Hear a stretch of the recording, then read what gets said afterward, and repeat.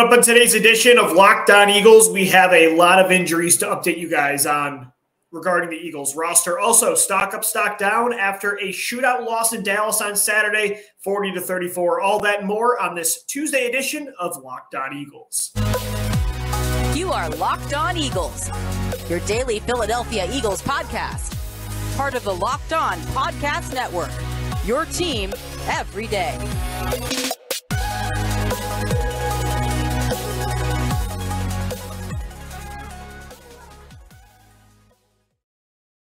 We thank you so much for making Locked On Eagles your first listen each and every day. Welcome in, Eagles fans, to a Tuesday edition of the show.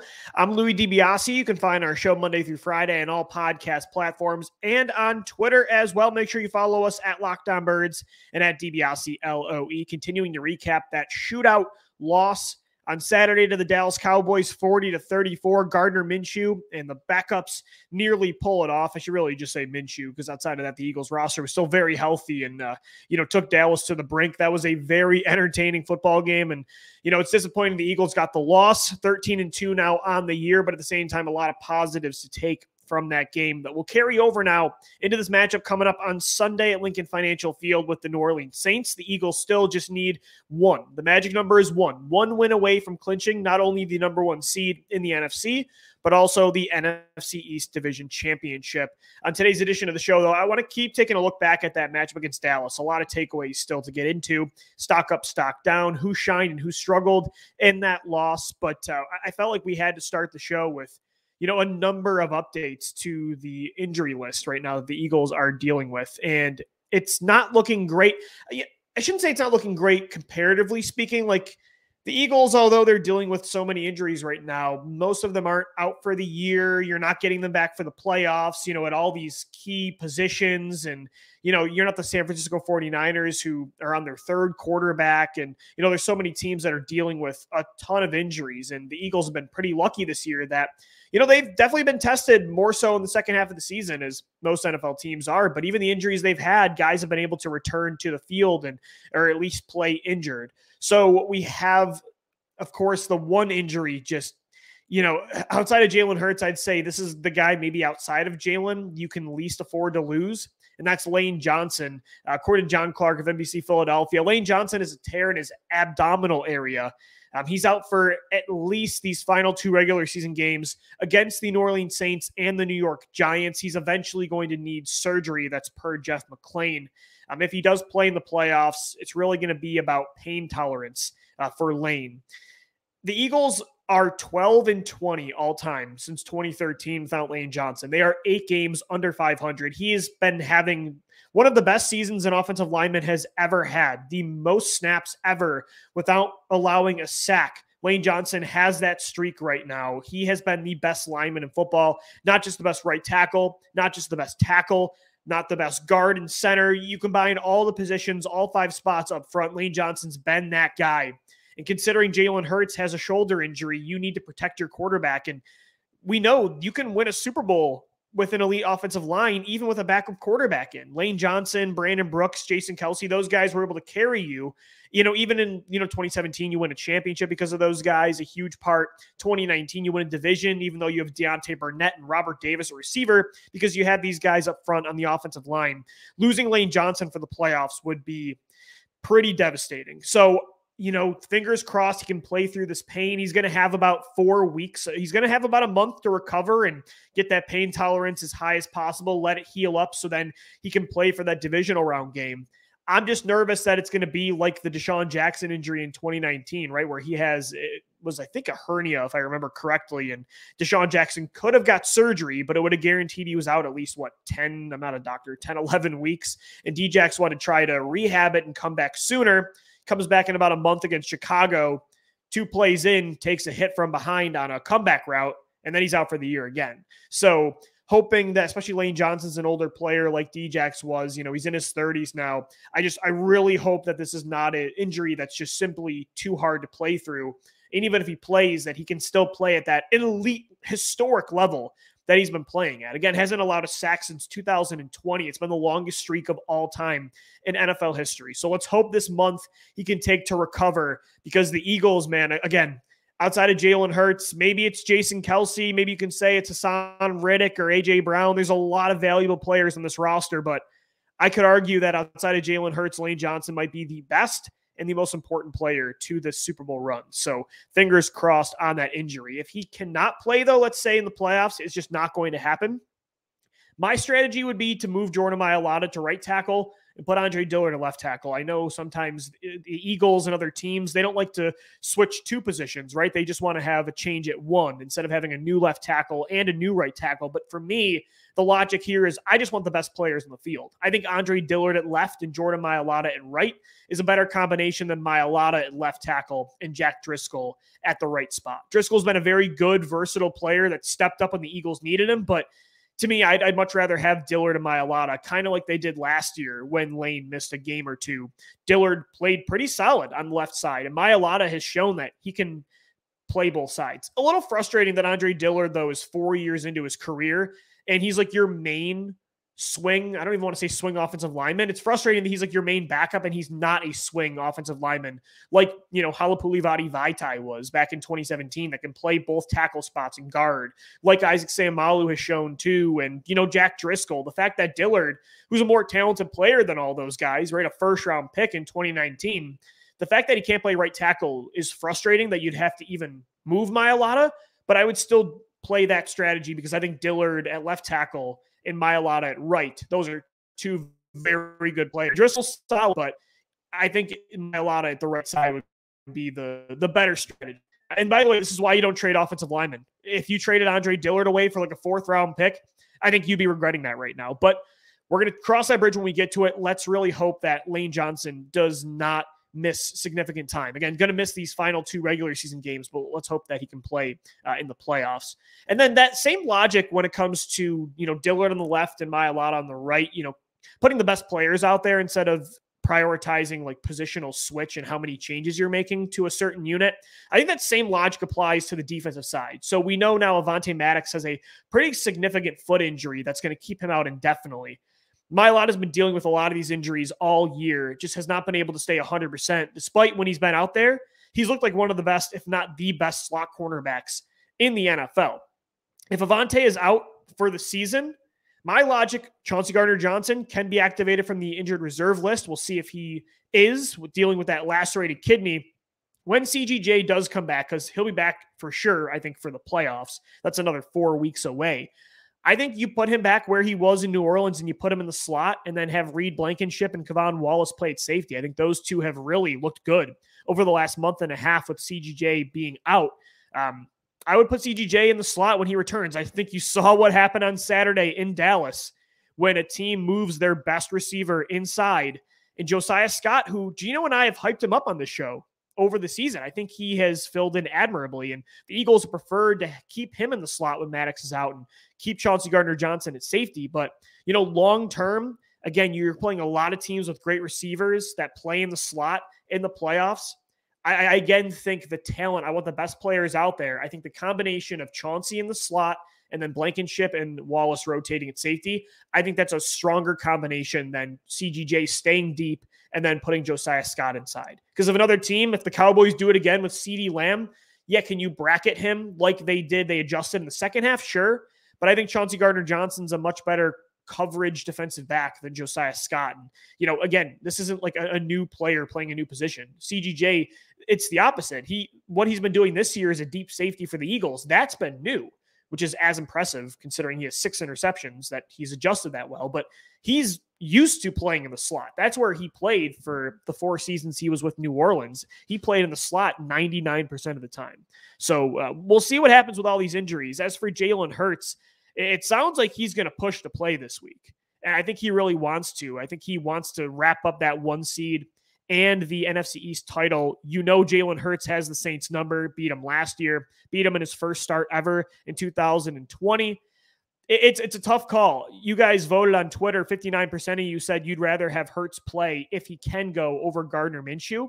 I go back and forth because you don't want to risk his health. And Lane Johnson might not be playing, so it might be harder to protect him on the right side. But at the same time, you don't want to risk heading into Week 18 without this bye week wrapped up, where Dallas could still get it, Minnesota.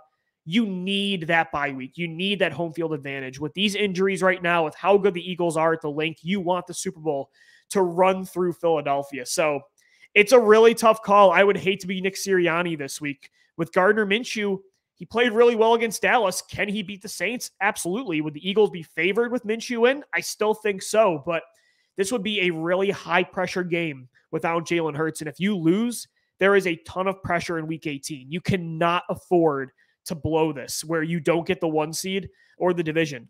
But again, it's like you don't want to re-injure Jalen Hurts' shoulder either if it's not 100%, and there's a good chance. I guess it depends on just how the medical staff feels when it comes to the risk versus reward. Like, is it very possible, very likely that it's not healed enough yet that it could completely tear his shoulder? You know, what is the severity of the injury? Can Jalen go? All those factors you got to weigh into it, but this is definitely an important game. So we'll see what they decide for sure. I would hate to be the one making that decision. All right, guys, that is, again, a ton of injuries to update you on. Hopefully all these guys get through. The glass half empty perspective is there's so many injuries right now right before the playoffs, and you still don't have this bye week wrapped up. There's a lot of pressure building up. The glass half full approach is Jalen Hurts is not out for the year. He probably could play this week if you needed it to make the playoffs. Lane Johnson still has a good chance of playing in the postseason. Chauncey Gardner-Johnson's coming back. You got Dallas Goedert back. At, worst right now, you only have Avonte Maddox out of your lineup when it comes to like full-time starters because Jordan Davis is out, but you have so many other defensive linemen on the interior rotating through. So that would be the glass half full perspective. And again, you still are only 1 win or a Vikings or Cowboys loss away from, securing that top seed. All right.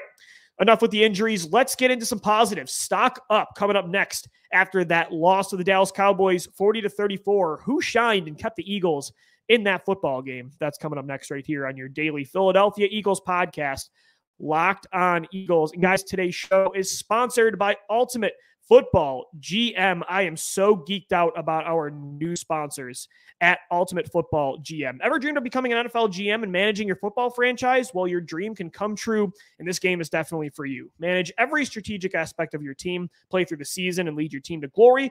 You're responsible for hiring the right coaches and coordinators, trading players, making draft picks, navigating through your franchise, through free agency and the draft, and all the ups and downs of the season. It is so much fun. All of this in a challenging and realistic game world. It's kind of like the video game you grew up playing on your PlayStation, but right on your phone. Ultimate Football GM is completely free and playable offline as well. Play on the go, even if you don't have Wi-Fi and data, as you want to, when you want to. We've been doing a lockdown league over the past few months. It is so much fun.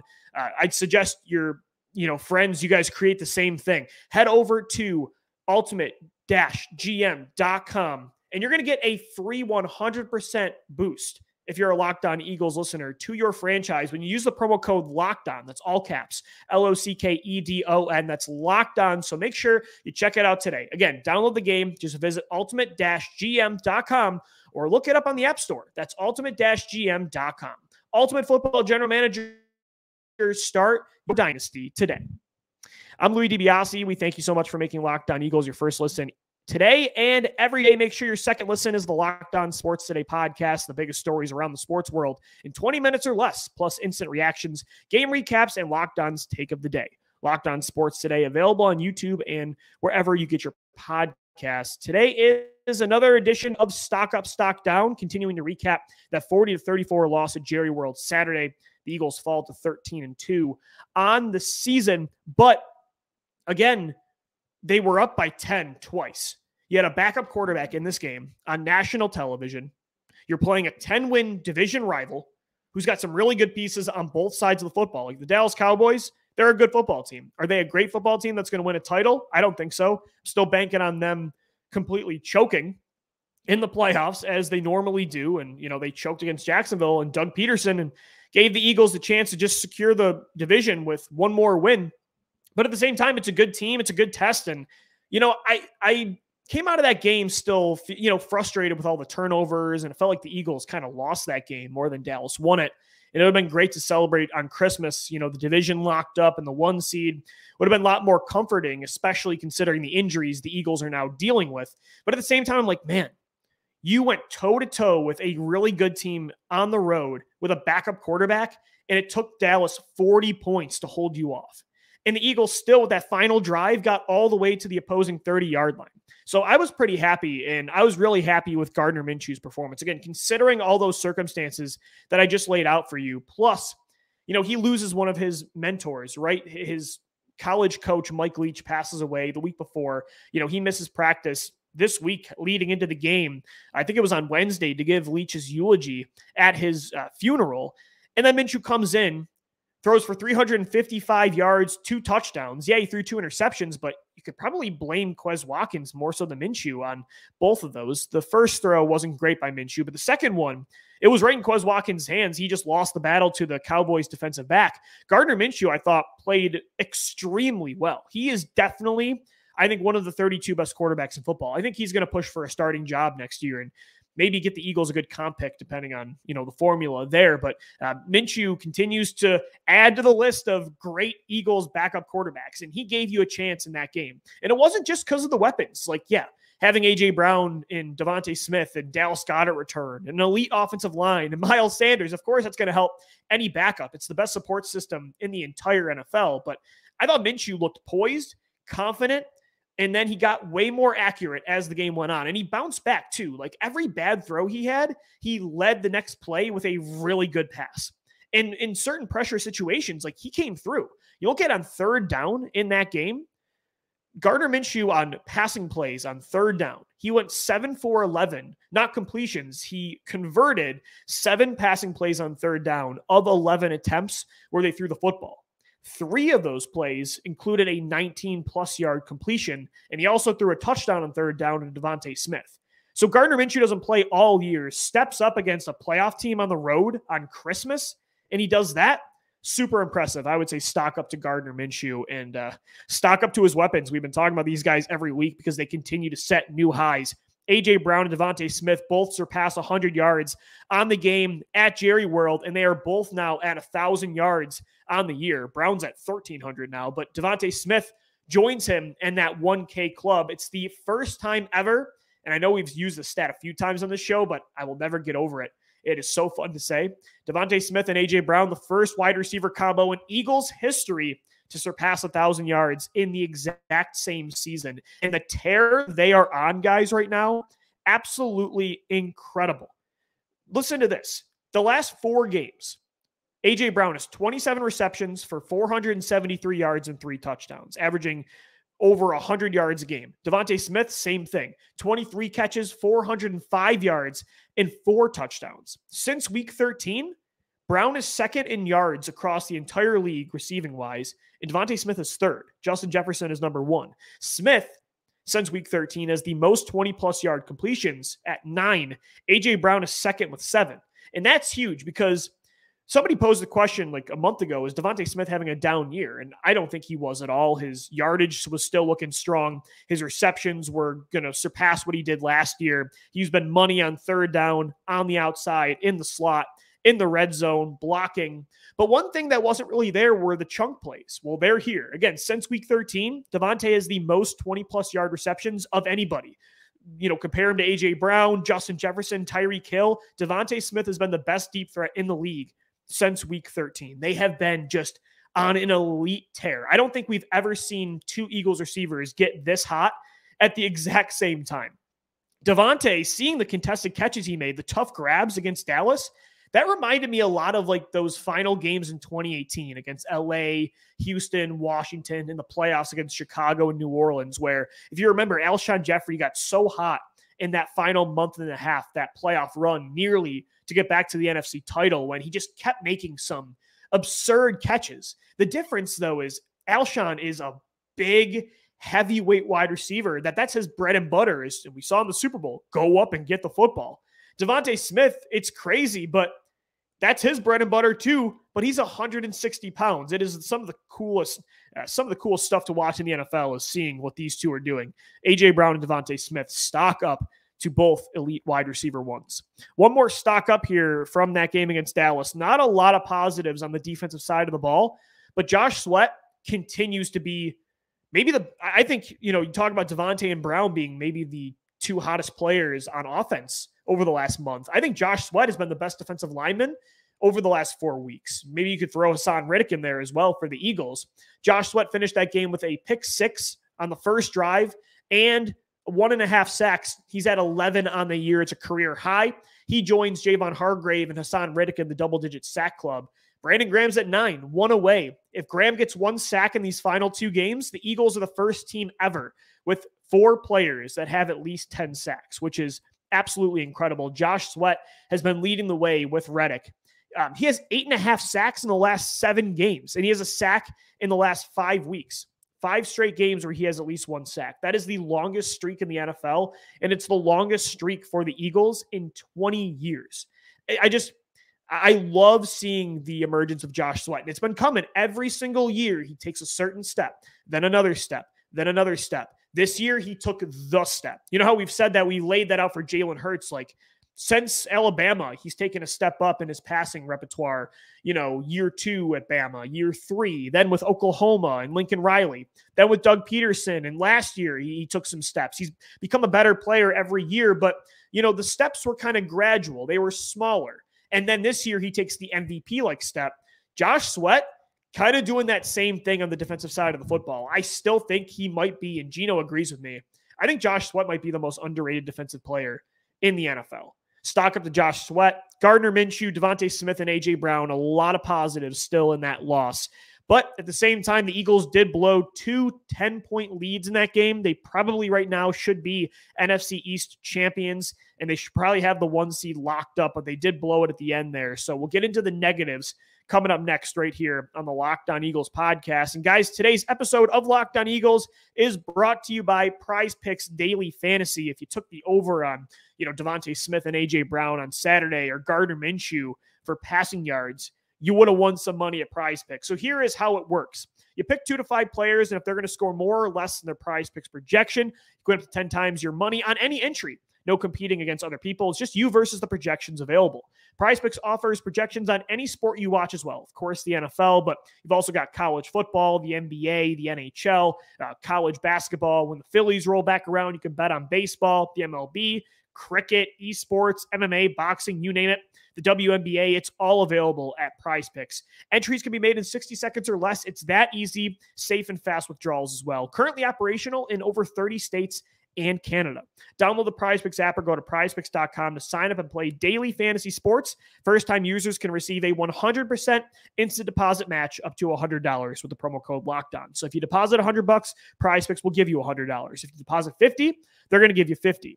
Don't forget to enter that promo code LOCKEDON at sign up for an instant deposit match up to $100. I'm Louis DiBiase. We are wrapping up this Tuesday edition of Locked On Eagles, wrapping up our recap of that Saturday game against Dallas. The Eagles fall 40-34. They're 13-2 on the year now, still just 1 win away from clinching that top seed in the NFC and the NFC East Division Championship. Hopefully they can get that locked up against New Orleans so they can just focus on getting healthy for Week 18, getting Jalen Hurts maybe some snaps so he doesn't go 5 weeks without playing a football game. Let Lane Johnson keep healing up this abdominal injury, get Chauncey Gardner-Johnson back as well, and figure things out before this Super Bowl run. But again, I want to keep looking back at that game against Dallas. A lot of positives in it. Stock up to Gardner Minshew, A.J. Brown, DeVonta Smith, Josh Sweat. At the same time, though, the Eagles did lose a game that they probably shouldn't have lost, even with the glass half full approach that I've been taking over these past 2 shows. And I think the biggest reason they lost was the defense, which is embarrassing. You have a backup quarterback in, and you had to win a shootout. Like, the offense was really the only reason you had a chance. Special teams wasn't good again either. I thought their coverage was brutal. The kick return game wasn't great. There were barely any punts because it was a shootout, but the defense did not step up. That was the unit that had to step up, and they really didn't. Outside of that first pick 6 by Josh Sweat, it was pretty brutal. And I think this one, a lot of it was on coaching. Obviously, the 4-man pass rush isn't working. Josiah Scott getting shredded in coverage.